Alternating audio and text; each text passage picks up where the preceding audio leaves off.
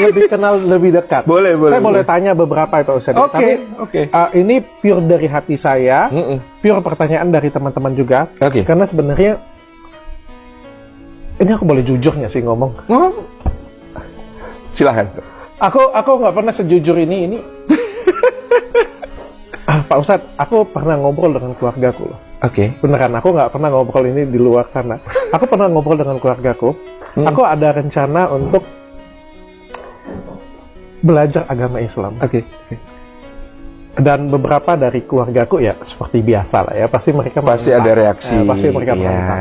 Dan saya ingin melakukan ini perlahan. Saya juga tidak ada target lah. Kita kalau misalnya perusahaan kan ada target ya Pak Ustadz ya. Kalau ini kan soal hati, ini soal private kita ya. Dan saya belajar banyak dari ustadz-ustadz yang saya sebut tadi, dan di luar itu pun banyak banget. Ustadz Khalid Basalamah, Masya Allah, duduk dengan saya di sini. Kan saya belajar. Dan saya pengen, menurut saya ini adalah private dari saya, tapi ada beberapa yang harus saya masih mau pelajari lebih dekat. Dan hari ini saya pengen belajar dari Pak Ustadz. Boleh. Insya Allah, mudah-mudahan Allah berikan saya kemampuan untuk menjawab pertanyaan itu. Seberapa toleransi agama Islam itu Pak Ustadz? Saya mau cerita yang normatif atau mau yang empirik? Terserah, bebas. Ada ayat dalam Al-Quran mengatakan la ikraha fid dini qad tabayyana rusydu minal ghayy. Tidak ada paksaan dalam beragama.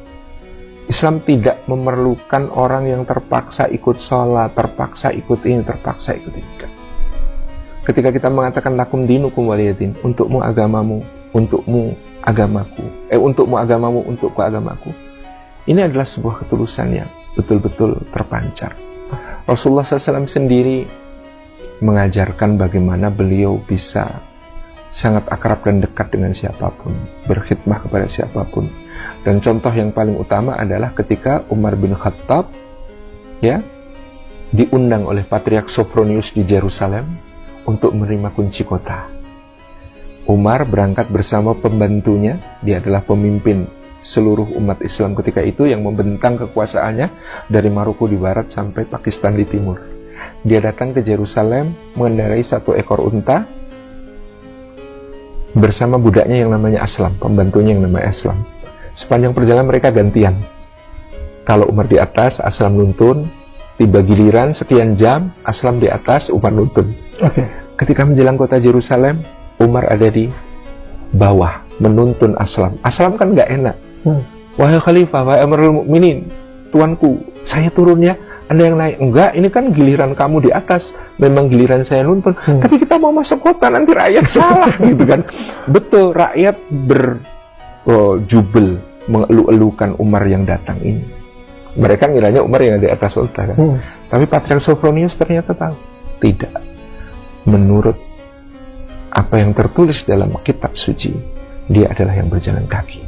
Maka Sophronius mendatangi Umar yang sedang nuntun itu, memeluknya. Benar, Andalah orangnya. Kunci kota diserahkan. Kemudian Sophronius mengajak Umar pernah ke Kanisatul Qiyamah belum? Ke The Holy Sepulchre? Belum pernah. Saya pernah masuk ke The Holy Sepulchre. Di situ Umar diajak masuk ke gereja makam suci yang ada di Yerusalem. Masuk. Beliau masuk, di situ mau ngobrol dengan Sophronius. Sophronius bertanya, apa kebijakan Anda terhadap kami orang Kristen yang ada di sini? Kata Umar, semua harus berjalan. Dan saya, Umar, memberikan jaminan keamanan bagi penduduk Elia. Mereka terlindung, gereja-gerejanya, semua hak milik mereka, rumah-rumahnya, tempat-tempat ibadahnya, dan tempat sucinya harus dijaga oleh umat Islam, karena ini adalah amanah Nabi kami. Nabi kami mengatakan, siapa yang menyakiti ahlu dhimmah. Siapa ahlu dhimmah? Orang Kristen, orang Yahudi, orang ahli kitab yang berada dalam perlindungan umat Islam. Maka dia akan menjadi lawanku di pengadilan di hadapan Allah di hari kiamat. Jadi Umar memproklamasikan perlindungan untuk seluruh penduduk Kristen, Yahudi, Ortodoks, semua di wilayah Palestina saat itu. Selesai, ditandatangani oleh Umar, distempel oleh Umar perjanjian itu yang sampai sekarang dokumennya masih ada, disebut Al-Uhdah Al-Umariyah, jaminan perlindungan keamanan yang diberikan Umar kepada seluruh penduduk wilayah Palestina saat itu. Keluar Umar, ini sudah waktu sholat, kata Umar, saya mau sholat. Patriark Sophronius langsung nawarin, ini tempat suci. Di sini adalah tempat di mana Nabi Isa alaihi salam dalam keyakinan kami dulu pernah dimakamkan sebelum diangkat ke langit. Kata Umar, Anda mempersilahkan saya sholat dalam gereja ini? Iya, silahkan. Kenapa tidak? Tidak, kata Umar. Seandainya saya sholat di gereja ini, maka generasi yang datang kemudian akan mengatakan, Umar pernah sholat di sini, ayo kita bikin masjid di sini. Maka gereja Anda akan dihancurkan. Tidak, kata Umar. Saya akan sholat di luar. Kemudian Umar keluar, mencari tempat di bawah naungan pohon, dia sholat di situ, dan itu yang sekarang dibangun dengan nama Masjid Umar. Itu tepat di halamannya gereja The Holy Sepulchre. Sebelahan berarti ya? Sebelahan.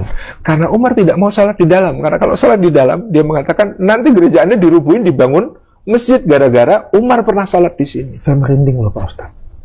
Ini bukan cerita rekaan, ini fakta Setoleransi historis. itu, sedamai itu, seindah itu. Ini yang orang sering lupa. Umar mengatakan Palestina itu dulu perang terus. Perang ketika kekuasaan di Yerusalem tidak dipegang umat Islam. Dari masa Nabi Isa, Yesus Kristus, sampai masa ketika